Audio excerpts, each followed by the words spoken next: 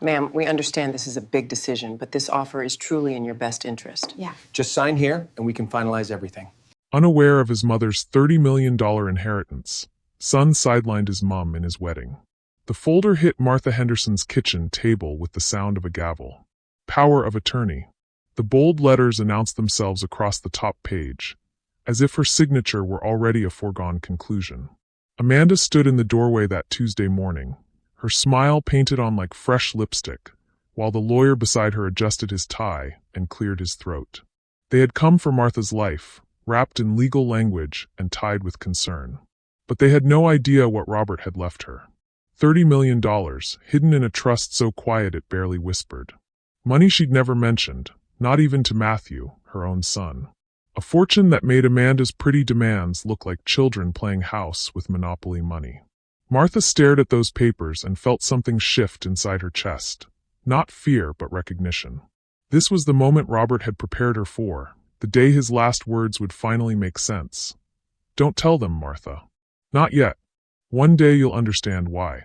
Now, watching Amanda's manicured finger tap the signature line, Martha understood everything. Hello there, beautiful souls, and welcome back to my channel. I can already feel this story pulling at your hearts, and trust me, it only gets more powerful from here.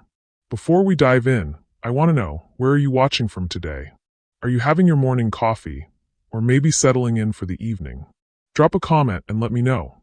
And if you haven't already, please hit that subscribe button and ring the bell, because stories like Martha's deserve to be heard, and I don't want you to miss a single moment of what happens next. Martha Henderson was 70 years old, a widow, and she lived quietly in Savannah, Georgia, where the Spanish moss hung like old lace curtains, and the air carried the weight of stories untold. For 47 years, Martha Henderson had been Robert's wife first, and everything else second. She had married him when she was just 23 years old, a girl who believed love was measured in surrendered dreams and quiet accommodations. Robert worked at the port, his hands permanently stained with motor oil and dock dust, his back bent from decades of loading cargo that other men would never see. He came home each evening smelling of salt air and honest labor, his lunch pail empty, his shoulders carrying the weight of providing. Martha had worked too, of course. 20 years behind the counter at Pemberton's Diner on Bull Street, where she served sweet tea and shrimp and grits to tourists who photographed their plates, but rarely looked her in the eye. Her feet ached by closing time, her apron stained with grease that never quite washed out, but she smiled and counted tips in quarters and crumpled dollar bills. The house on Gaston Street had belonged to Robert's mother before the cancer took her, a shotgun cottage with rooms that flowed like water from front to back. Martha had learned to love its creaking floors and stubborn windows, the way the afternoon light painted gold squares on the kitchen linoleum. She had hung curtains and planted jasmine, transforming a house into a home with nothing but patience and a $10 budget from the five and dime. Matthew had been their miracle child, arriving after 12 years of trying, of hope deferred and prayers whispered into pillows wet with disappointment. When the doctor finally placed that red-faced infant in her arms, Martha had felt her heart reorganize itself around this new gravity. She had loved Robert completely, but she loved Matthew with the fierce desperation of someone who understood that some gifts arrive only once. She had raised him in that narrow house, teaching him to tie his shoes on the front porch steps, to say his prayers before supper, to help her hang laundry on the line that stretched between their oak tree and the neighbor's fence.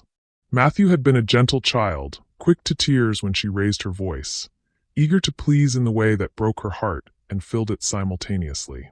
Robert had taught the boy different lessons. How to check oil in the truck engine, how to sand wood with the grain instead of against it, how to shake hands like a man and look people in the eye when he spoke. Father and son would disappear into the small shed behind the house on Saturday mornings, their voices mixing with the sound of hammers and saws, creating something Martha was never quite invited to understand.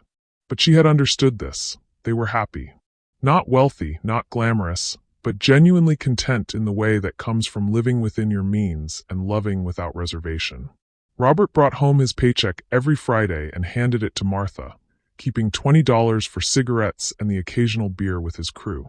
Martha stretched every dollar like taffy, shopping the sales at Piggly Wiggly, mending clothes until they fell apart in her hands, making sure Matthew never felt poor even when they absolutely were. The secret, she learned later, was that Robert had been living two lives.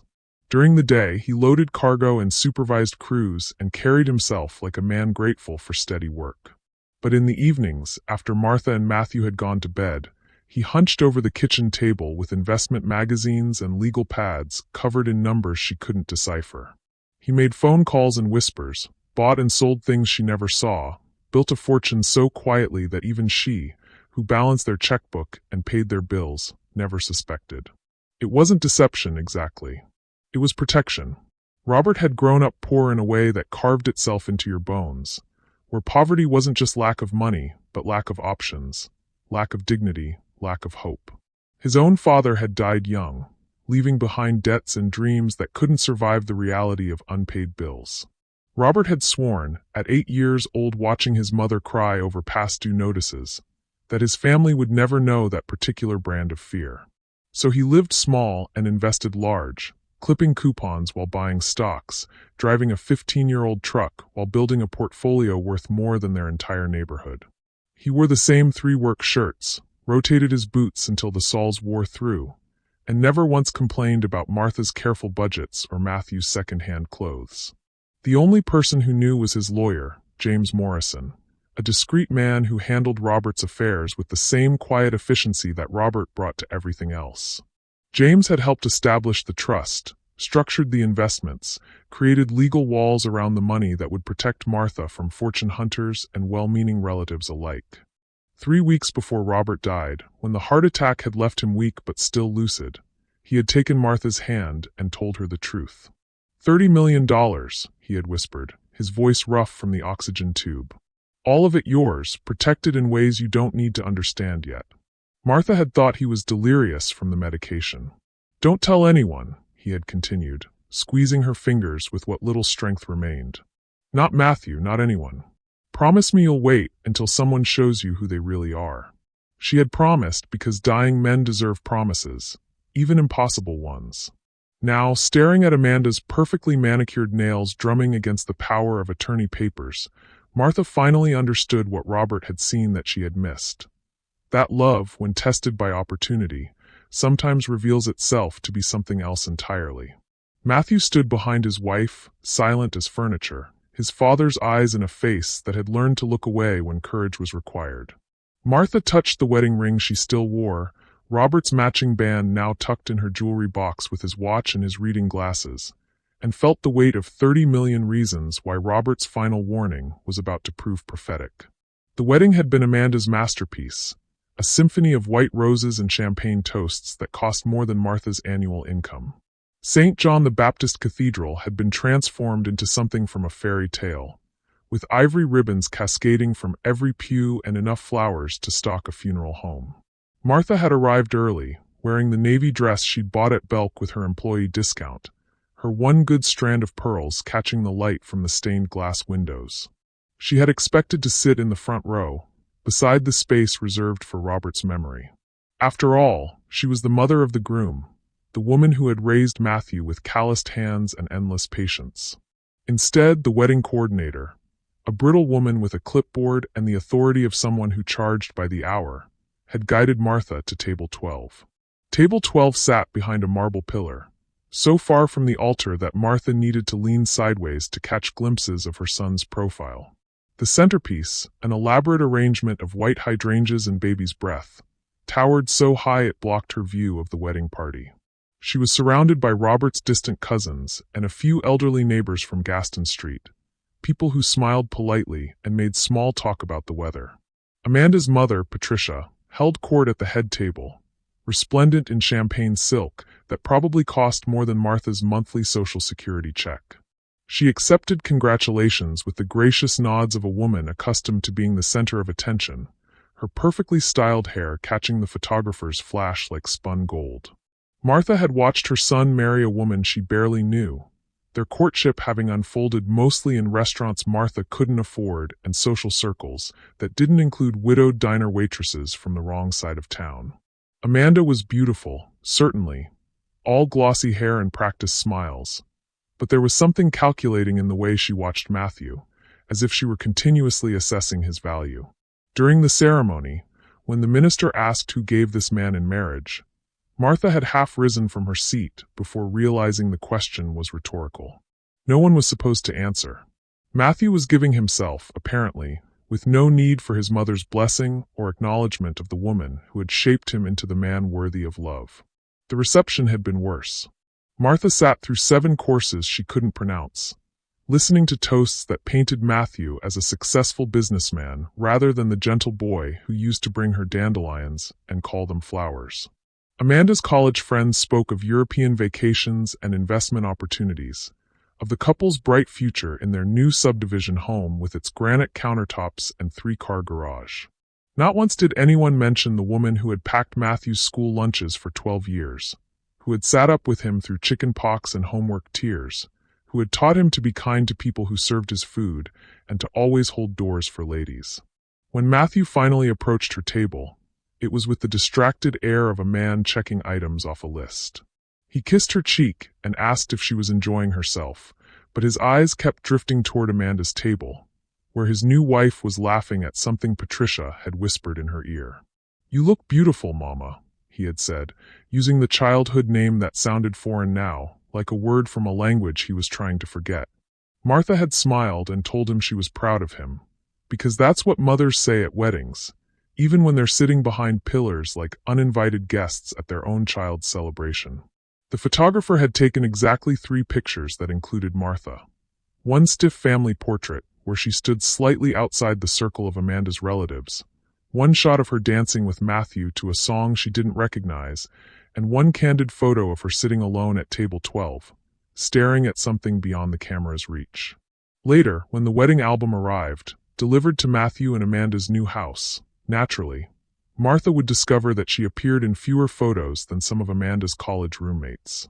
Her face had been cropped out of several group shots, her presence edited down to what Amanda considered essential documentation.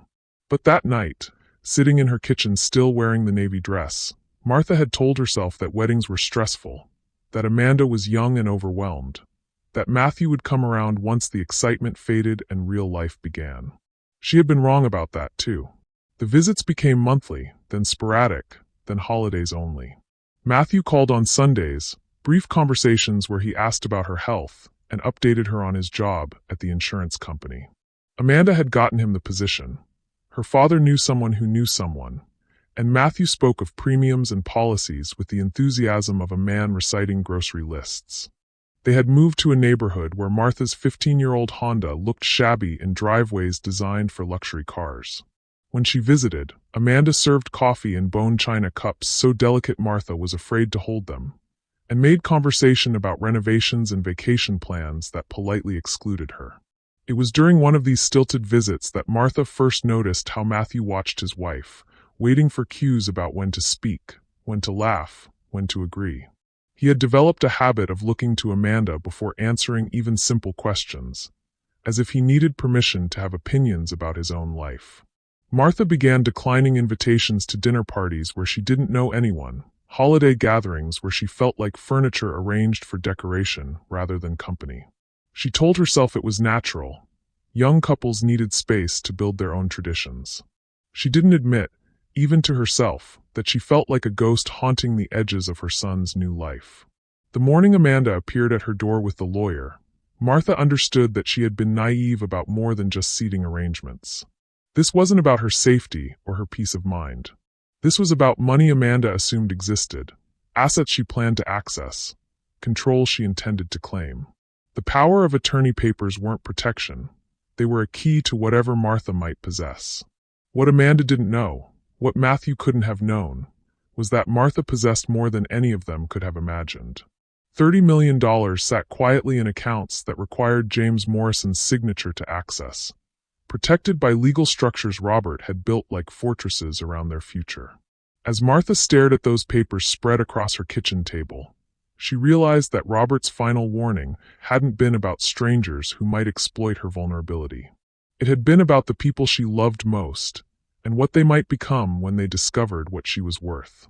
The lawyer's name was David Sterling, and he spoke with the practiced authority of a man who charged $300 an hour to make problems disappear. "Mrs. Henderson," he said, settling into Martha's kitchen chair as if he belonged there. These documents are standard protection instruments.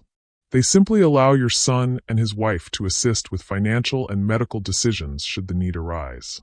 He opened his briefcase with deliberate ceremony, the metal clasps clicking like handcuffs. Inside, Martha glimpsed multiple copies of the same forms, as if he'd come prepared for resistance and had ammunition for every argument she might raise. Amanda perched on the edge of her chair, her Chanel purse clutched in her lap like a shield. She wore a cream-colored blazer that probably cost more than Martha's monthly grocery budget, and her wedding ring caught the morning light streaming through the lace curtains Martha had sewn herself 40 years ago. "It's really for your own peace of mind, Martha," Amanda said, her voice honey-sweet with manufactured concern. "Matthew and I have been so worried about you living alone in this big house. What if something happened? What if you fell and couldn't call for help?" Martha poured 3 cups of coffee from the pot she'd made that morning, her hands steady despite the tremor in her chest. She used her good china, the set her mother had given her as a wedding gift, because even unwelcome guests deserved proper hospitality. The cups clinked softly against their saucers as she set them down, the only sound in a kitchen that suddenly felt too small for the intentions crowding around her table. "I appreciate your concern," Martha said, taking her seat across from them. "But I've been managing quite well on my own."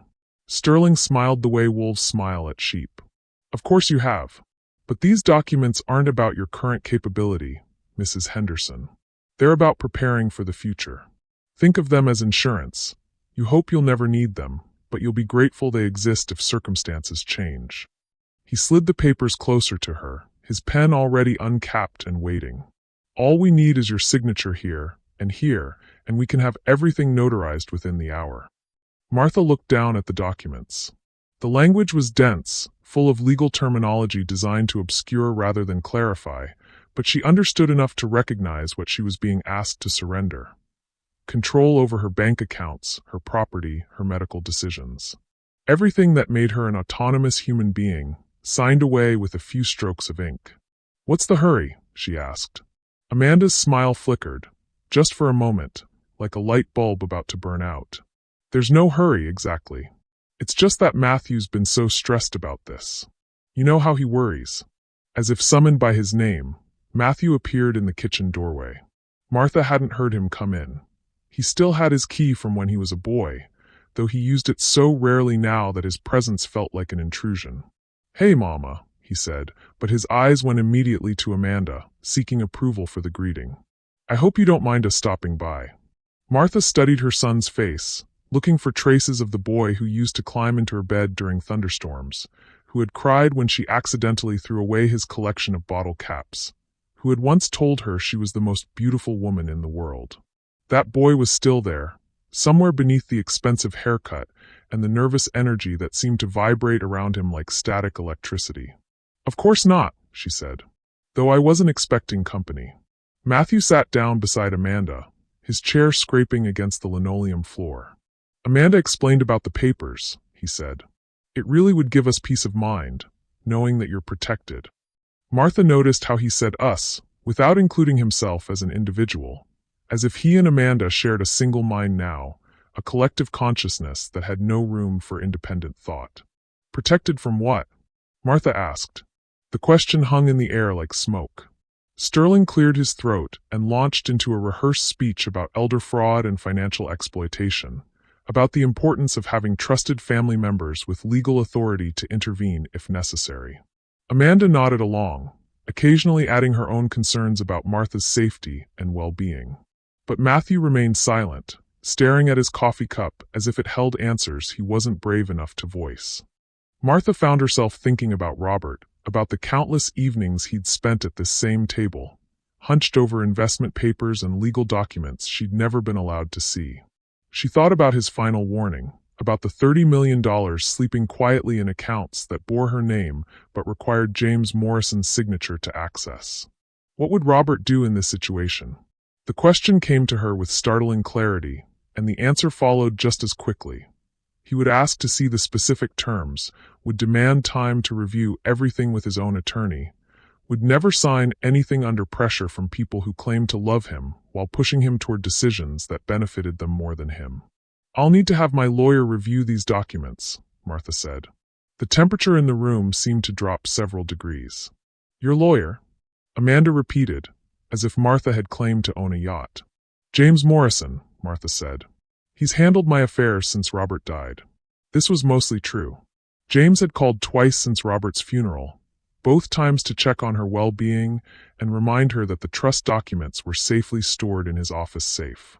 She had his business card tucked between the pages of her Bible, along with Robert's final letter and the spare key to the safety deposit box she'd never opened. Sterling's professional demeanor slipped just enough to reveal the irritation beneath. "Of course you're welcome to seek legal counsel, though I should mention that time can be a factor in these situations. Asset protection becomes more complicated if we wait too long to implement proper safeguards." Martha heard the threat wrapped in legalese, the implication that delay would somehow put her at risk. But she also heard something else: desperation. These people wanted her signature today, before she could think too clearly about what she was signing away. "What kind of safeguards?" she asked. Amanda leaned forward, her perfume mixing with the smell of coffee and the faint scent of jasmine that always lingered in Martha's kitchen. "Just making sure your assets are properly managed, that your bills get paid on time, that sort of thing. Nothing dramatic." "Assets." The word landed like a stone in still water, sending ripples of understanding across Martha's consciousness. They thought she had money, real money, beyond her modest Social Security checks and the small savings account where she kept grocery money. They were fishing, using legal documents as bait, hoping to hook whatever wealth they imagined she possessed. The irony was almost overwhelming. Here they sat, pressuring a woman they believed to be vulnerable and alone, while $30 million sat quietly protected in accounts they would never be able to access, even with her signature on their papers. "How much do you think I have?" Martha asked. The question caught them off guard. Amanda's carefully composed expression cracked, and Matthew actually flinched, as if his mother had asked something obscene. "It's not about the amount," Sterling said quickly. "It's about proper management of whatever resources you do have." But Martha saw the truth in Amanda's eyes, in the quick glance she exchanged with the lawyer, in the way Matthew's hands clenched and unclenched in his lap. They had done their research, had probably driven through her neighborhood and estimated property values, had maybe even checked public records to see what Robert had left behind in his will. They knew about the house, which was worth perhaps $200,000 in Savannah's gentrifying market.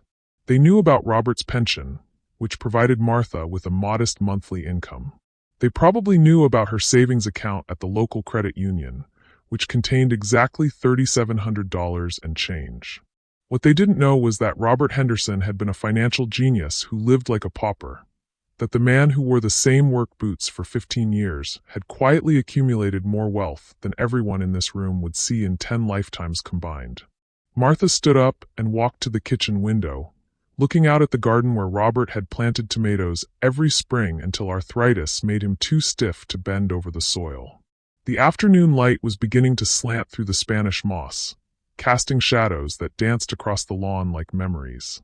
"I'll call James tomorrow," she said without turning around. "After I've had time to think." Behind her, she heard the rustle of papers being gathered, the snap of a briefcase closing, the scrape of chairs against linoleum as her unwelcome guests prepared to leave. "Of course," Sterling said, his voice tight with professional frustration. "But please don't wait too long, Mrs. Henderson. The longer we delay, the more vulnerable you become." Amanda kissed Martha's cheek at the door, a gesture so false it felt like an insult. "We'll call you tomorrow," she said. "Just to check in."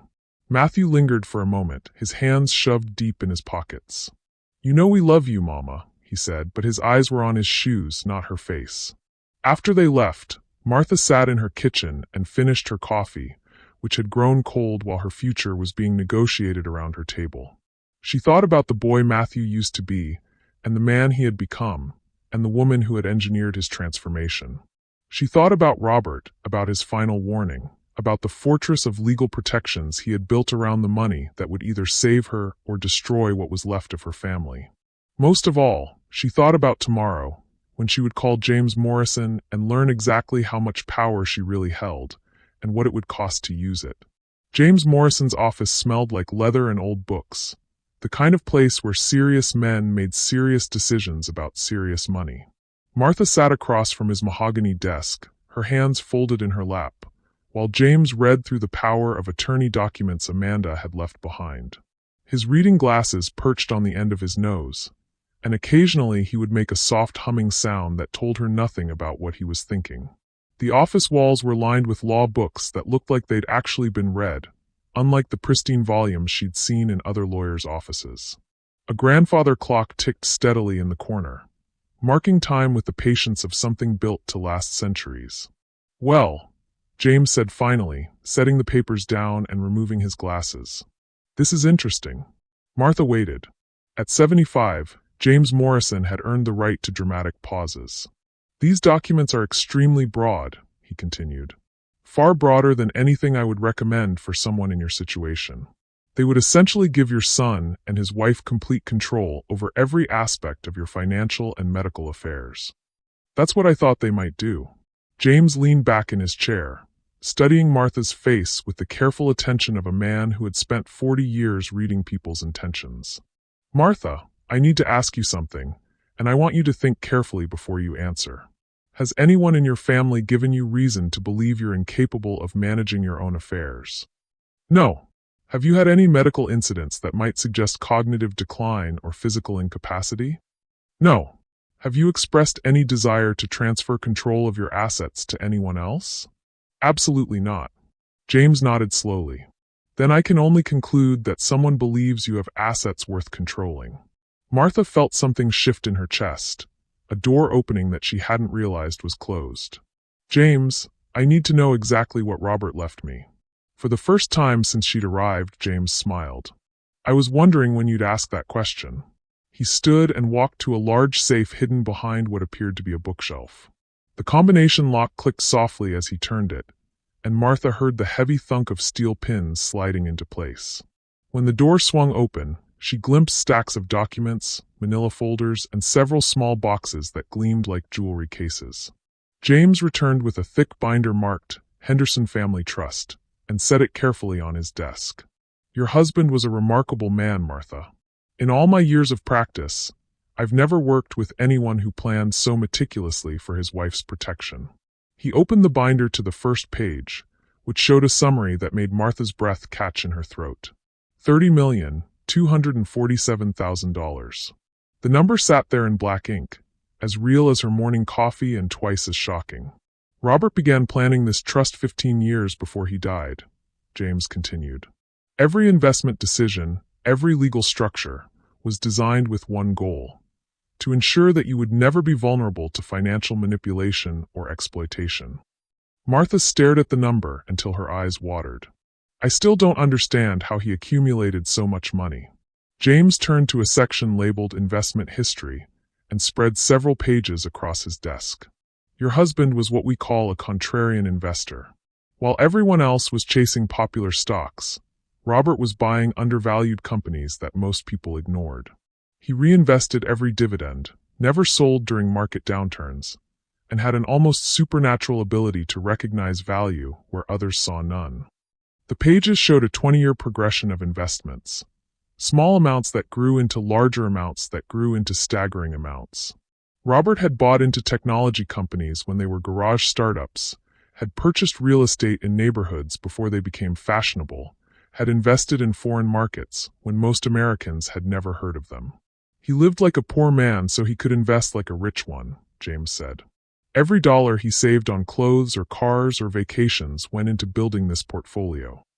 Martha thought about Robert's threadbare shirts, his refusal to replace the truck until it literally wouldn't start, his insistence that they eat at home instead of restaurants. She had thought he was simply frugal. She hadn't realized he was strategic. "Why didn't he tell me?" "Because he knew exactly what we're dealing with now," James said gently. "He knew that money changes people, sometimes in ways they don't expect. He wanted to make sure that when the time came, you would be strong enough to handle both the wealth and the people who would try to take it from you." James turned to another section of the binder, this one labeled Trust Protections. The language was dense with legal terminology, but James translated it into terms Martha could understand. The trust is structured so that you have complete access to the income it generates. That's approximately $2 million per year.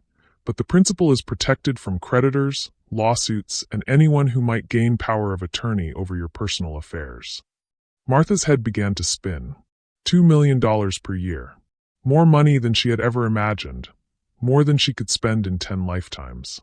Even if you signed those documents Amanda brought, James continued, even if you gave your son complete financial authority, he still couldn't touch the trust assets. They're governed by separate legal instruments that require my signature as trustee to access. The revelation hit Martha like a physical force. All of Amanda's scheming, all of David Sterling's pressure tactics, all of Matthew's worried phone calls about her financial security, none of it mattered. The money was safe, would always be safe, regardless of what papers she did or didn't sign. But then another realization followed, this one darker and more painful than the first. They don't know about the trust, Martha said. No. Robert insisted on complete confidentiality. The only assets that show up in public records are your house and his pension. As far as anyone knows, you're living on Social Security and whatever small savings Robert might have left behind. Martha felt something crumble inside her chest, a wall she had built to protect herself from a truth she hadn't wanted to face. So when they look at me, they see a lonely old woman with maybe $50,000 in the bank. I'm afraid so. And they think that $50,000 is worth this. She gestured at the power of attorney papers. James was quiet for a long moment, his expression carefully neutral. Martha, I've been practicing law for 40 years. I've seen families destroyed by far less money than what you're worth. But I've also seen families destroyed by far more money than what they think you're worth. The words hung in the air between them like an indictment. Martha thought about Matthew, about the boy who used to save his allowance to buy her flowers on Mother's Day, and tried to reconcile that memory with the man who sat silently while his wife pressured his mother to sign away her autonomy. What do I do now? She asked. James closed the binder and leaned forward, his hands clasped on his desk. That depends on what you want to accomplish. You could tell them about the trust, of course. It might change how they treat you. Or it might make things worse. It might make things very much worse, he agreed. $30 million can turn family members into strangers, Martha. It can make people do things they never thought they were capable of. Martha stood and walked to the window, looking down at the street where ordinary people went about their ordinary lives, none of them knowing that a woman worth $30 million was watching them from above. The weight of the secret felt heavier now that she understood its full magnitude. Robert left me a letter, she said. He told me not to tell anyone about the money until someone showed me who they really are. Wise advice. I think they just showed me. James gathered the papers and returned them to the binder. The choice is yours, Martha. You can sign those documents or refuse them. You can tell your family about your wealth or keep it secret. You can use the money to help them or let them continue believing you need their help. But whatever you decide, decide based on who people have proven themselves to be, not who you hope they might become. Martha returned to her chair and picked up the power of attorney papers. The language looked different now, more predatory, like a trap disguised as protection. If I refuse to sign these, what will happen? They'll probably increase the pressure. Maybe bring in medical experts to question your competency. Maybe threaten to have you declared incapable of managing your own affairs. And if they succeed, they still can't touch the trust. But they could make your life very difficult in other ways. Martha folded the papers and slipped them into her purse. Outside, Savannah continued its slow dance of tourists and locals, of history and commerce, of secrets kept and secrets revealed. I need time to think, she said. James nodded. Take all the time you need. But Martha? Remember that Robert spent 15 years preparing for this moment. He believed you were strong enough to handle whatever comes next. Maybe it's time you started believing that too. As Martha drove home through the familiar streets of her neighborhood, she felt the weight of $30 million pressing against her consciousness like a physical presence. The money was simultaneously liberating and imprisoning, a fortress and a target, a gift and a curse. But one thing was becoming clear. The test wasn't about the money at all. It was about discovering who would love Martha Henderson the woman, and who would love Martha Henderson the inheritance. and she was beginning to suspect she already knew the answer to that question. The phone calls began the next morning. Martha was watering her tomato plants when the first one came, Amanda's voice bright with false cheer and sharp with underlying steel. "Good morning, Martha. I hope you slept well. I wanted to follow up on our conversation yesterday." Martha switched the phone to her other ear and continued watering, watching the soil darken as it absorbed the moisture. "I told you I needed to think about it. Of course, and we completely respect that. But Matthew is so worried about you, and honestly, I'm starting to worry too. This hesitation, it's not like you, Martha. You've always been so practical, so sensible." The words were carefully chosen, Martha realized. Amanda was planting seeds of doubt, suggesting that Martha's resistance was somehow out of character, possibly even a sign of declining mental capacity. "I'm being practical now," Martha said. "I don't sign documents I haven't fully reviewed. But you have reviewed them. We went through everything together yesterday. I've asked my attorney to look them over." A pause. Then Amanda's voice, cooler now. "Your attorney? Martha, these are standard forms. You're making this much more complicated than it needs to be." By noon, Matthew had called twice. By evening, David Sterling himself was on the line, his tone professionally concerned. "Mrs. Henderson, I understand you have some reservations about the documents we discussed. Perhaps we could schedule another meeting to address any questions you might have." Martha declined politely and hung up, but the phone rang again within minutes. This time it was Patricia, Amanda's mother, her voice dripping with condescension disguised as kindness. "Martha, dear, Amanda told me about your reluctance to sign those papers. As someone who went through this exact situation with my own mother, I want you to know that resistance is perfectly normal. It's a control issue, really. None of us want to admit we're not as capable as we used to be." Martha set the phone down without hanging up and went to make herself a cup of tea. She could hear Patricia's voice continuing to flow from the receiver, a stream of advice and concern that felt more like an attack than support. The campaign continued for 3 days. Phone calls at breakfast, during her afternoon soap opera, late in the evening when she was preparing for bed. Sometimes it was Amanda, sweet and worried. Sometimes it was Matthew, awkward and pleading.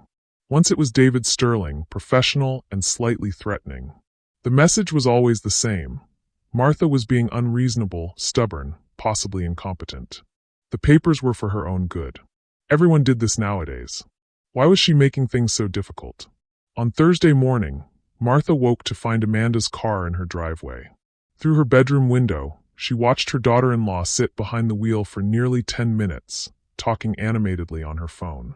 Even from a distance, Martha could see the sharp gestures, the occasional flare of temper that Amanda usually kept so carefully controlled.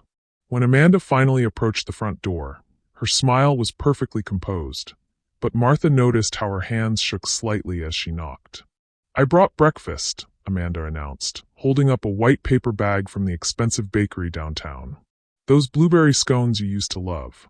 Martha had mentioned the scones exactly once months ago, during one of their stilted coffee visits.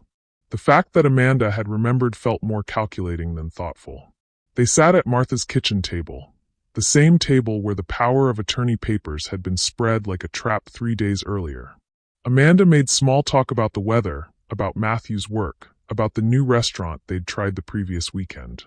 But her eyes kept drifting to Martha's hands, as if looking for signs of tremor or confusion. "You know," Amanda said finally, "I've been thinking about what you said the other day, about wanting your lawyer to review the documents. And, well, I did some research on James Morrison." Amanda's voice was carefully neutral, but Martha caught the underlying current of discovery. "He's quite elderly, isn't he? I mean, he must be in his 70s. 75. That's what I thought. And Martha, I hope you don't mind me saying this, but I'm a little concerned about relying on someone that age for such important legal advice. I mean, at his age, well, things can slip through the cracks." Martha set down her coffee cup with deliberate care. "James Morrison has been practicing law since before you were born. His mind is perfectly sharp."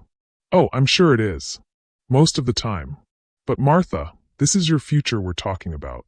Your security. Don't you think you deserve counsel from someone who's more current? More in touch with modern estate planning? The The suggestion hung in the air like poison gas. Amanda was questioning not just James's competency, but by extension, Martha's judgment in trusting him. It was a masterful manipulation, wrapped in concern and delivered with a smile. "James knows my situation better than anyone," Martha said. "Does he?" "Martha, when was the last time you actually sat down with him and reviewed your finances? When was the last time he explained your options to you in detail?" "Yesterday," Martha thought, but she said nothing. Amanda leaned forward, her voice dropping to an intimate whisper. "I know this is hard to hear, but I think James Morrison might be taking advantage of you. Elderly lawyers sometimes. Well, they sometimes continue practicing when they shouldn't. And their clients, especially widows, can become vulnerable to mismanagement." Martha felt something cold settle in her stomach. Amanda wasn't just questioning James's competency. She was suggesting he was stealing from her. "That's a serious accusation," Martha said. "It's not an accusation. It's just concern." "Martha, have you actually seen your financial statements recently? Do you know exactly what assets you have, what they're worth, how they're being managed?" The irony was staggering. Amanda, who was scheming to gain control of what she believed were modest assets, was accusing James Morrison of mismanaging $30 million she didn't know existed. "My finances are fine," Martha said. "Are they?" "Martha, I hate to say this, but you've seemed different lately. Forgetful. Confused. Yesterday you called me Amy instead of Amanda." Martha had done no such thing. The lie was so blatant, so easily disprovable, that it took her breath away. "I've never called you Amy." "You did, Martha. Matthew heard it too. We're worried about you. We think you might be showing early signs of, well, memory issues." The words hit Martha like physical blows. Amanda was building a case, creating a narrative of declining competency that could be used to justify taking control of her affairs. Every phone call, every visit, every interaction was being cataloged and reinterpreted through the lens of diminished capacity. "I think you should leave," Martha said. Amanda's mask slipped for just a moment, revealing the calculation beneath the concern. "Martha, please don't be upset. I'm only trying to help. We all are. I said I think you should leave." Amanda gathered her purse with wounded dignity. "I'll call Matthew. He needs to know how you're acting." After Amanda left, Martha sat alone in her kitchen and felt the walls closing in. The phone would ring again soon, it always did. Matthew would call, his voice heavy with manufactured worry, asking if she was feeling all right. David Sterling would follow, professional and persistent, suggesting that her resistance to signing the documents was itself evidence of impaired judgment. They were building a case against her sanity, her competency, her right to make her own decisions. And they were doing it with the practiced efficiency of people who had done this before. Martha walked to her bedroom and opened the drawer where she kept Robert's letter. His handwriting looked back at her, steady and sure, the words he'd written in his final days carrying more weight now than when he'd first spoken them. "Don't tell them about the money until someone shows you who they really are." They had shown her. Amanda's concern was control.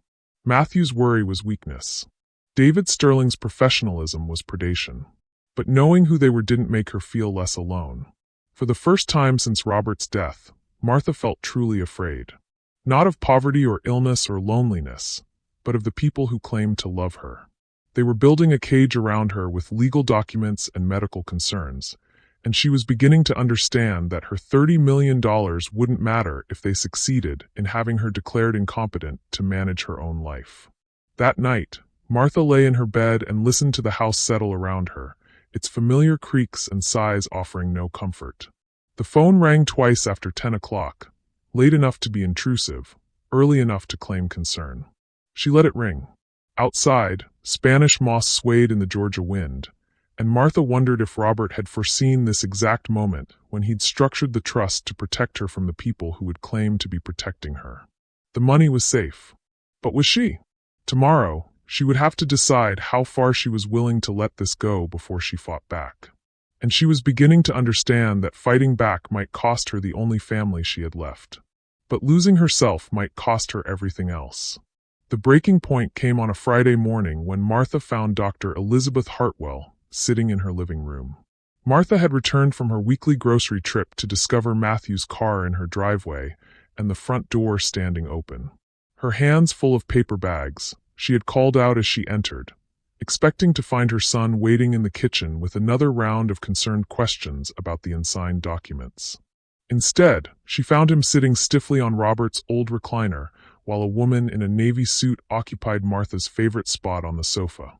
Between them, Amanda perched on the edge of the coffee table, her expression a carefully composed mixture of worry and determination. "Mama," Matthew said, standing quickly and moving to take the groceries from her hands. "We need to talk." The woman rose and extended her hand with professional warmth. "Mrs. Henderson, I'm Dr. Hartwell. I'm a geriatric psychiatrist, and your family has asked me to have a conversation with you." Martha set her purse down slowly, her mind racing to understand how these people had gotten into her house, why her son was sitting in his father's chair like he belonged there, and what exactly a psychiatrist was doing in her living room on a Friday morning. "I don't recall asking for a psychiatric consultation," Martha said. Dr. Hartwell smiled with the practiced patience of someone accustomed to resistant patients. "Of course not. Family members often recognize concerning changes before the individual does. That's perfectly normal." Amanda leaned forward, her voice honey-sweet with manufactured concern. "Martha, we've been so worried about your behavior lately. The paranoia about the legal documents, the accusations about James Morrison, the way you've been isolating yourself." "I haven't made any accusations about James Morrison. You refuse to consider that he might not be managing your affairs properly," Amanda continued smoothly. "You became defensive when we suggested getting a second opinion. And yesterday, when Matthew called, you hung up on him mid-conversation." Martha stared at her son. "I did not hang up on you." Matthew looked uncomfortable, his eyes darting between his wife and his mother. "Mama," the call did end abruptly. "And you've been different lately. Forgetful. Suspicious." Dr. Hartwell opened a leather portfolio and removed a legal pad. "Mrs. Henderson, I'd like to ask you a few questions, just to get a sense of how you're feeling. Are you experiencing any confusion about dates or places?" "No." "Any difficulty remembering recent conversations or events?" "No." "Any feelings of paranoia or suspicion toward family members who are trying to help you?" The question was loaded, Martha realized. Answer yes, and she was paranoid. Answer no, and she was in denial about her paranoia. "I'm suspicious of people who enter my house without permission and bring psychiatrists to evaluate me without my consent." Dr. Hartwell made a note. "That's understandable. But Martha, may I call you Martha? Sometimes our families see changes that we don't recognize in ourselves. It's one of the earliest signs of cognitive decline." Martha felt the room tilt slightly, as if the floor had shifted beneath her feet. This was an ambush, carefully orchestrated and professionally executed. They had brought in a medical expert to legitimize their concerns, to provide official documentation that Martha was becoming incompetent. "I'd like you all to leave," Martha said. "See." Amanda turned to Dr. Hartwell with an expression of vindicated concern. "This is exactly what we're talking about. She becomes agitated when anyone tries to help her. I become agitated when people invade my privacy and question my sanity." Dr. Hartwell leaned forward, her voice gentle but firm. "Martha, I understand you're upset. But your family loves you, and they're concerned about your ability to make sound decisions. The resistance to signing routine legal documents, the suspicion toward your long-term attorney, the social isolation, these can all be early warning signs." "Warning signs of what?" "Mild cognitive impairment. Early-stage dementia. Nothing dramatic, nothing that can't be managed with proper support." The words hit Martha like physical blows. They were building a medical case now, creating a professional diagnosis that would justify everything they wanted to do to her. Martha walked to the window and looked out at her garden, where Robert's tomato plants were heavy with fruit he would never see ripen. The morning light slanted through the Spanish moss, casting shadows that danced like memories across the lawn. Behind her, she could hear Dr. Hartwell continuing her assessment, asking Matthew and Amanda to describe specific incidents that concerned them. Their voices blended into a litany of manufactured evidence. The time Martha forgot Amanda's middle name, the day she seemed confused about what year Robert had died, the way she'd been asking repetitive questions about the power of attorney documents. None of it was true, but all of it sounded convincing. Martha thought about Robert, about the nights he'd spent at the kitchen table planning for exactly this moment. He had known that wealth attracted predators, but he had also known something else, that the greatest threat wouldn't come from strangers with weapons, but from family members with lawyers. "Mrs. Henderson?" Dr. Hartwell's voice interrupted her thoughts. "I'd like to schedule some cognitive testing, just to establish a baseline. It's really quite routine." Martha turned from the window and looked at the three people who had invaded her home and her life. Matthew sat hunched in his father's chair, unable to meet her eyes. Amanda watched with barely concealed triumph. Dr. Hartwell waited with professional patience for Martha to cooperate with her own downfall. That's when Martha made her decision. "Before we discuss any testing," she said, "I think you should know exactly what you're dealing with." She walked to the kitchen and returned with the manila envelope James Morrison had given her the day before. Inside were copies of the trust documents, account statements, and a letter of authorization that would allow her to discuss the trust with third parties if necessary. Martha spread the papers across the coffee table with deliberate care, watching as Dr. Hartwell's eyes widened and Amanda's face went pale. $30,247,000, Martha said quietly. "That's what Robert left me, protected in an irrevocable trust that can't be touched by anyone seeking power of attorney over my personal affairs." The silence in the room was deafening. Matthew stared at the papers as if they were written in a foreign language. "30 million? Your father spent 20 years building this wealth while living like we were poor. He did it to protect me from exactly this situation." Dr. Hartwell picked up one of the account statements, her professional composure cracking as she processed the numbers. "Mrs. Henderson, I think there may have been some misunderstanding about why we're here." "No misunderstanding at all. You're here because my son and his wife believed I had maybe $50,000 they could gain control of by having me declared incompetent. They brought you here to create medical documentation supporting that goal." Amanda found her voice first. "Martha, we had no idea." "Of course you didn't. Because if you had known about the money, you would have treated me very differently. You wouldn't have seated me behind a pillar at the wedding. You wouldn't have pressured me to sign documents. You wouldn't have brought a psychiatrist to my home to question my sanity." Martha gathered the papers and held them against her chest like armor. "You showed me exactly who you are when you thought I was worth nothing. Now you know exactly who I am." Dr. Hartwell stood quickly, gathering her portfolio. "Mrs. Henderson, I apologize for any confusion. Based on what I've observed here today, I see no evidence of cognitive impairment. You're clearly capable of managing your own affairs." After the psychiatrist left, Matthew and Amanda sat in stunned silence. Martha remained standing, the trust documents still clutched in her hands. "Mama," Matthew said finally, his voice small and broken. "I never meant." "You meant exactly what you did," Martha interrupted. "You conspired with your wife to have me declared incompetent so you could control what you thought were my assets. The only thing that surprises you is how much money was actually at stake." Amanda was crying now, tears streaming down her carefully made-up face. "We thought we were protecting you. You thought you were protecting yourselves. From the embarrassment of having a poor mother-in-law. From the inconvenience of actually caring for me as I age. From the possibility that I might spend your inheritance on my own needs." Martha walked to the front door and held it open. "I think you should leave now." "Mama, please." Matthew stood, reaching toward her. "You made your choice, Matthew. You chose her opinion over my autonomy. You chose her fears over my dignity. You chose to betray me rather than disappoint her. It wasn't like that. It was exactly like that. And now you both know exactly what that choice cost you." After they left, Martha sat alone in her living room and felt something she hadn't experienced in months: power. Not the power of money, though $30 million certainly provided that, but the power of truth, of boundaries clearly drawn, of refusing to be diminished by people who should have protected her. She thought about Robert, about his final warning, about the fortress of legal protections he had built around her future. He had been right about everything. The money would attract predators. Family could be the most dangerous predators of all, and sometimes the only way to protect yourself was to reveal exactly how much power you really held. The phone would ring again, she knew. There would be apologies, explanations, promises to do better. But the mask had slipped too far to be adjusted now. Martha Henderson was no longer a vulnerable widow living on Social Security and memories. She was a woman worth $30 million who had just discovered that her greatest asset wasn't money at all.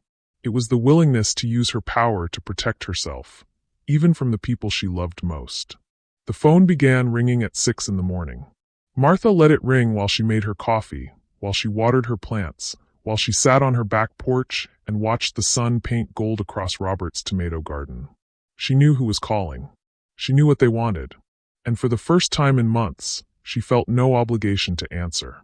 When the ringing finally stopped, her answering machine clicked on. Amanda's voice filled the kitchen, breathless and desperate. "Martha, please pick up. We need to talk. There's been a terrible misunderstanding. Please, just give us a chance to explain." 3 more calls followed in quick succession. Matthew, his voice thick with what might have been tears. "Mama, I know you're angry. I know I messed up. But we're family. We can work this out." Then David Sterling, his professional composure cracked around the edges. "Mrs. Henderson, I believe there may have been some miscommunication about your financial situation. Perhaps we could schedule a meeting to discuss how best to protect your substantial assets." The last call came from Patricia, Amanda's mother, her voice sharp with barely contained panic. "Martha, I don't know what game you're playing, but this family needs to stick together. Amanda made some mistakes, but she's trying to do right by you. Don't let money destroy what we've built here." Martha deleted all 4 messages without listening to them completely. By noon, they were at her door. She watched from her bedroom window as 3 cars pulled into her driveway. Matthew's sedan, Amanda's white SUV, and a black Mercedes that probably belonged to a lawyer who charged more than David Sterling.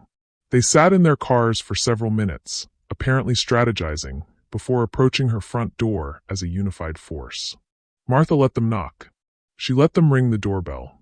She let them call her name through the mail slot.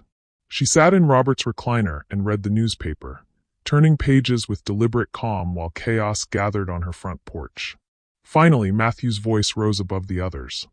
"Mama, I know you're in there. Your car's in the driveway. Please just talk to us." Martha set down her newspaper and walked to the front door. She spoke through the wood without opening it. "I said everything I needed to say yesterday. Mama, please. We love you. We made mistakes, but we can fix this. Love doesn't try to have someone declared incompetent, Matthew. It wasn't supposed to be like that. Amanda was scared. Amanda was greedy. There's a difference." Amanda's voice joined the conversation, higher and more desperate than Martha had ever heard it. "Martha, you have every right to be angry. I was wrong. I was terrified about our finances, and I made terrible decisions. But I never meant to hurt you." Martha pressed her palm against the door, feeling the vibrations of their voices through the wood. "What finances, Amanda?" Silence. "What financial problems could you possibly have that would justify trying to steal from your husband's mother?" When Amanda spoke again, her voice was barely above a whisper. "The wedding. The house. My boutique. We borrowed against everything, thinking that when I died, you mean. When you needed help, we thought we could manage your assets along with ours, and everything would work out." Martha felt something cold and final settle in her chest. They hadn't just been planning to control her money during her lifetime. They had been planning to inherit it, to use her assets to cover their own debts and poor decisions. "Open the door, Mama." Matthew's voice cracked. "Let us apologize properly. I can hear your apologies just fine from here."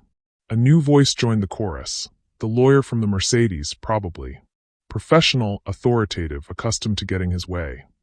"Mrs. Henderson, I'm Daniel Blackwood, and I represent your son and daughter-in-law. I think there's been a significant misunderstanding about their intentions. If we could just sit down together." "Mr. Blackwood," Martha interrupted. "Are you the same Daniel Blackwood who specializes in competency hearings and conservatorship cases?" A pause. "I handle a variety of family law matters." Martha had done her research during the 3 days of phone calls and pressure. Daniel Blackwood had built his career on helping families gain control of elderly relatives' assets, often over those relatives' objections. His presence here wasn't about apologies, it was about strategy. "Then you should know that I've already met with my attorney, James Morrison, and we've taken steps to ensure that my assets remain protected regardless of any legal challenges that might be brought against my competency. Mrs. Henderson, no one wants to challenge your competency. We simply want to establish appropriate safeguards. The safeguards have already been established by my husband 20 years ago. Good day, Mr. Blackwood. Martha walked away from the door and returned to her chair. Behind her, the voices continued, arguing now among themselves, blame and recrimination flowing like water. She heard Amanda crying, Matthew pleading, Daniel Blackwood's voice getting sharper as he realized his potential clients had misrepresented their situation. Eventually, the voices faded and the car engine started.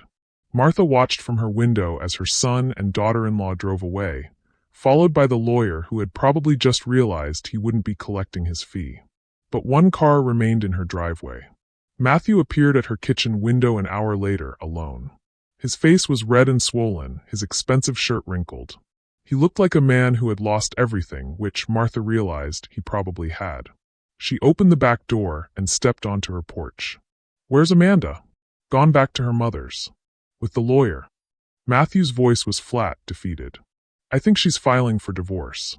Martha felt an unexpected stab of something that might have been sympathy. I'm sorry. Are you? Matthew looked up at her, his eyes holding an accusation she hadn't expected. Because you could have prevented all of this. You could have told us about the money from the beginning. The accusation hung in the air between them, sharp and ugly. So this is my fault? Martha asked quietly. You let us struggle. You watched Amanda panic about money. Watched me take a job I hated to pay for a wedding we couldn't afford. You sat there while our marriage fell apart over financial stress, and you never said a word about having $30 million. Martha sat down heavily on her porch steps. You think I should have rescued you. I think you should have helped your family. I think you should have asked for help instead of trying to steal my autonomy. We weren't trying to steal. You brought a psychiatrist to my house, Matthew. You were building a medical case to have me declared incompetent. That's not help. That's theft with legal paperwork. Matthew sat down beside her, close enough that she could smell his cologne, the same scent he'd worn since high school. I never wanted it to go that far. Amanda said it was just a precaution, just in case. Just in case I refused to let you control my money?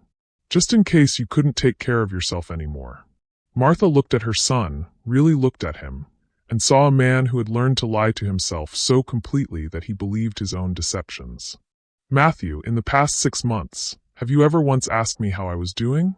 Not financially, emotionally. Have you asked about my health, my loneliness, my grief over losing your father?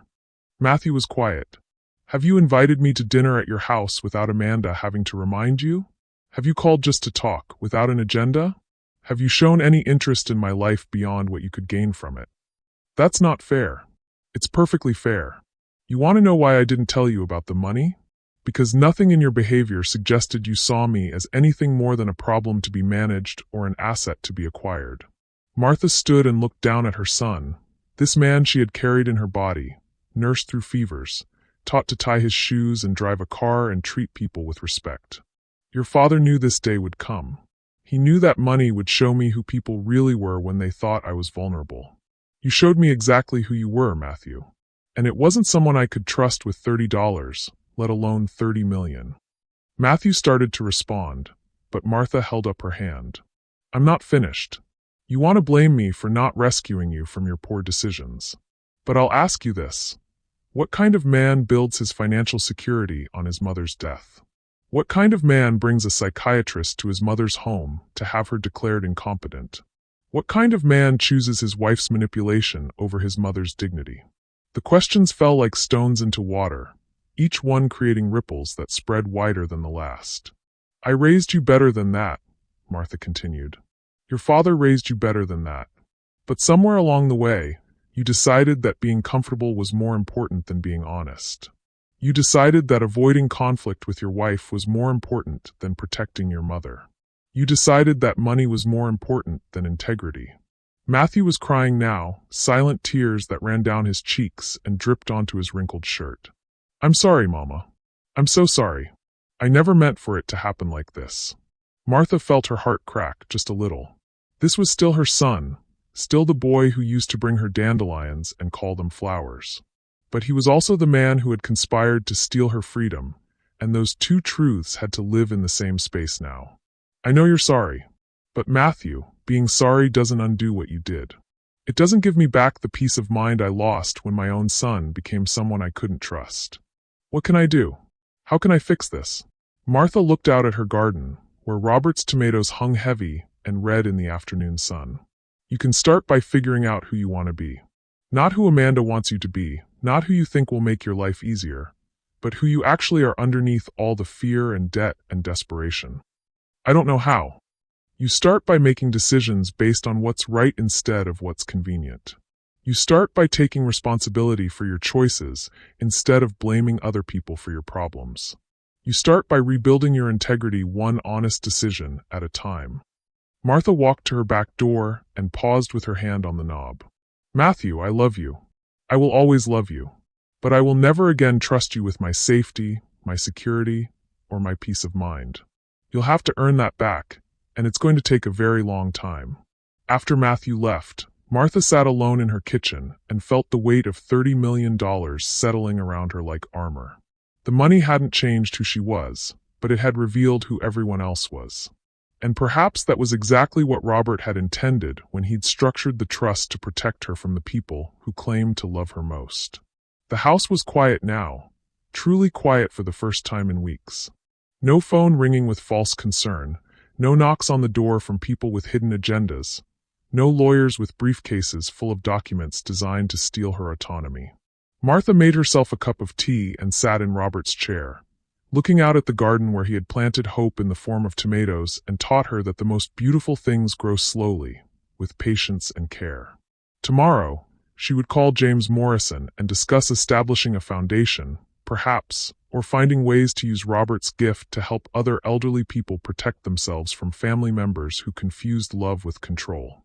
But tonight, she was simply Martha Henderson, a woman who had learned that the greatest wealth wasn't measured in dollars at all.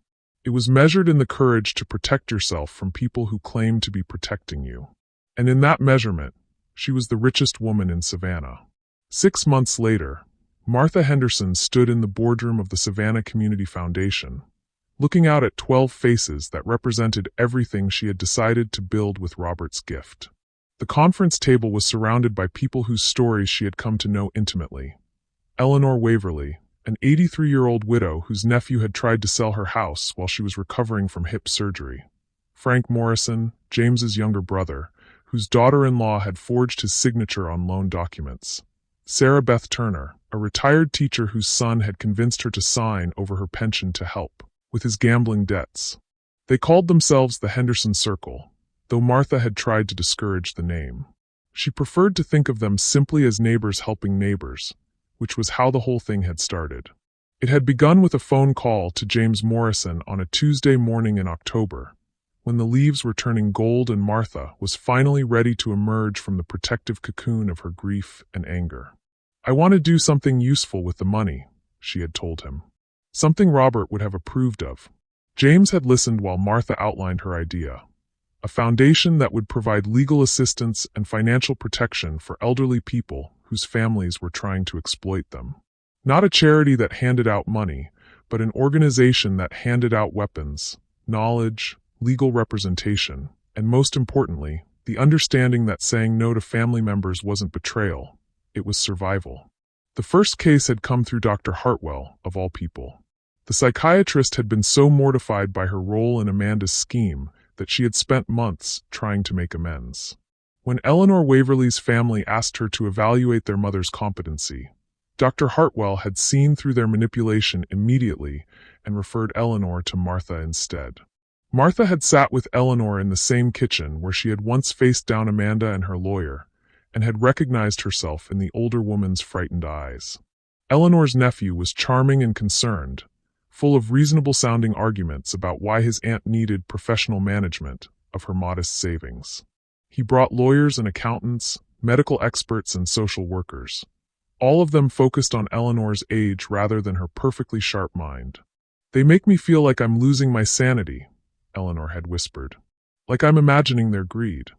Martha had taken Eleanor's hand and said the words she wished someone had said to her. You're not losing anything except patience for people who are trying to steal from you. And that's not a loss, that's wisdom. The Henderson Circle had grown organically from there. James Morrison provided legal guidance. Dr. Hartwell offered psychological support and professional credibility. Martha funded everything and, more importantly, provided something money couldn't buy. The understanding that came from someone who had walked the same path. They met monthly in the foundation offices Martha had established in a renovated Victorian house on Bull Street. The meetings followed a simple format. People shared their stories, received practical advice, and most importantly, learned that they weren't alone in facing family members who confused love with control. Martha had established clear rules for the foundation. No handouts, no bailouts, no enabling of poor decisions disguised as family emergencies. The Henderson Circle provided legal assistance, financial education, and emotional support, but it never paid off someone's gambling debts or rescued adult children from the consequences of their choices. We protect people from predators, Martha had explained to the board during their first official meeting. We don't protect predators from consequences. The foundation had handled 37 cases in 6 months. 37 families where parents or grandparents had learned to recognize manipulation disguised as concern, where elderly people had discovered that their rights didn't expire at 65, where loving families had been distinguished from opportunistic ones. Not every story had a happy ending. Eleanor Waverley's nephew had disowned her completely when he realized he couldn't access her savings account. Frank Morrison's daughter-in-law had moved across the country rather than face the fraud charges James had helped him file. Sarah Beth Turner's son was in jail, and she spent most nights crying over the child she remembered versus the man he had become. But they were all free. Free from manipulation, free from exploitation, free from the suffocating weight of family members who demanded sacrifices in the name of love. Martha understood now that freedom sometimes came at the cost of relationships that had been illusions anyway. She still lived in the house on Gaston Street, though she had made some changes. New locks on all the doors, a security system that James had insisted upon, and a housekeeper who came twice a week. Not because Martha needed the help, but because having another person around made the house feel less empty. The garden had become her sanctuary. She had expanded Robert's tomato patch and added a greenhouse where she grew herbs and flowers year-round. Working with soil and seeds gave her the same satisfaction she had once found in balancing ledgers. The pleasure of creating order from chaos, of nurturing growth through patience and attention. Matthew had tried to contact her several times. Letters at first, then phone calls she didn't return, then visits she observed from her bedroom window until he finally stopped coming. Amanda's divorce had been finalized in December, and Martha had heard through neighborhood gossip that Matthew was living in a studio apartment downtown, working as an insurance adjuster for a company that paid him half what he had earned at his previous job. Martha felt sorry for him, the same way she felt sorry for all the adult children whose greed had cost them their relationships with their parents. But sympathy wasn't the same as trust, and trust, once broken, couldn't be rebuilt with apologies alone. On this particular Tuesday, Martha was reviewing the foundation's financial statements when her phone rang. The caller ID showed a number she didn't recognize, but the voice that greeted her was heartbreakingly familiar. "Mama, it's Matthew." Martha set down her pen and looked out the window at her garden, where spring flowers were beginning to push through the soil Robert had once tended. "Hello, Matthew." I didn't know if you'd take my call." "I'm taking it." A long pause. "How are you?" "I'm well. Busy with the foundation work." "I heard about that. About what you're doing to help people. It's really something, Mama." Martha waited. "I wanted you to know that I've been going to counseling. Trying to figure out how I got so lost. Trying to understand what I did to you, to us." "That's good, Matthew. The therapist says I need to make amends. Not just apologize, but actually make amends. Change the behavior, not just feel bad about it." Martha felt something stir in her chest, something that might have been hope if she let it be. "I've been thinking about Dad a lot," Matthew continued. "About the man he was, the man he raised me to be. And I know I let him down. I let you down. I let myself down." "Yes, you did." Matthew was quiet for so long that Martha wondered if he had hung up. I don't know how to fix this, Mama. I don't know how to become the son you deserved, the son Dad thought he was raising. Martha closed her eyes and saw Robert at the kitchen table, hunched over investment papers in the lamplight, building a fortress around her future because he loved her enough to plan for threats she couldn't yet imagine. You fix it by becoming the man you want to be, not the man you think I want you to be, she said. You fix it by making choices based on integrity instead of convenience. You fix it by protecting the people who are vulnerable instead of preying on them. I want to try. I want to be better. Then be better, Matthew. Don't tell me you want to try. Show me you're trying. Don't promise to change, just change. Could I maybe call you sometimes? Just to talk. I'm not asking for forgiveness or money or anything else. Just to hear your voice. Martha looked at the photo on her desk, Robert in his garden, dirt under his fingernails, satisfaction in his eyes as he surveyed the tomatoes he had coaxed from the earth through patience and care. You can call me once a month, she said. On Sunday afternoons. We'll talk for 15 minutes. If you ever ask me for money, if you ever try to manipulate me, if you ever lie to me, the calls stop permanently. Do you understand? Yes. Yes, I understand. And Matthew, if you're doing this because you think it will eventually get you back into my will, you're wasting your time.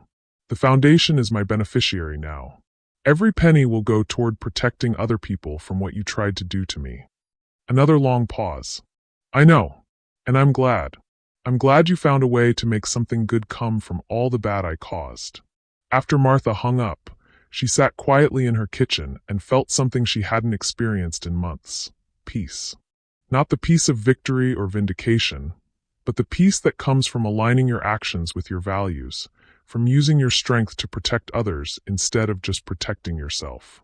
The foundation would continue its work.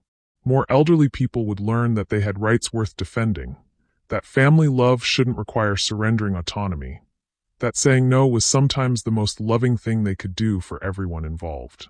And maybe, if Matthew proved himself capable of change, if he learned to choose integrity over convenience, if he rebuilt his character one honest decision at a time, maybe there would eventually be room in Martha's life for the son he had the potential to become. But that was his journey to make, his choice to embrace or abandon.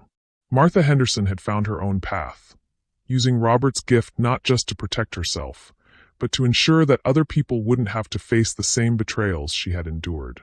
As the sun set over Savannah, painting the sky in shades of gold and pink that matched the flowers in her garden, Martha made herself a cup of tea and sat on her back porch to watch the day fade into evening.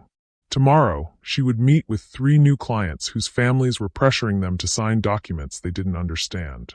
Tomorrow, she would use her wealth and her wisdom to help them recognize manipulation disguised as love. But tonight, she was simply a woman who had learned that the greatest inheritance wasn't money at all. It was the courage to protect yourself and others from people who confused vulnerability with opportunity. And in that inheritance, she was richer than she had ever imagined possible. Thank you so much for joining me on Martha's incredible journey. Her story reminds us that strength doesn't always announce itself with fanfare. Sometimes it whispers through the quiet decisions we make when no one is watching, through the boundaries we hold when pressure mounts, and through the love we show ourselves when others would take advantage of our vulnerability. I would absolutely love to hear from you in the comments below. Have you ever faced pressure from family members who confused control with care? Do you know a person who could benefit from hearing Martha's story? And what did you think of the way Robert protected Martha even after his death? Was that love or was that manipulation? Your thoughts and experiences matter deeply to this community, and I read every single comment with gratitude. If this story moved you, please consider subscribing to the channel and share it with some you love who needs to hear it.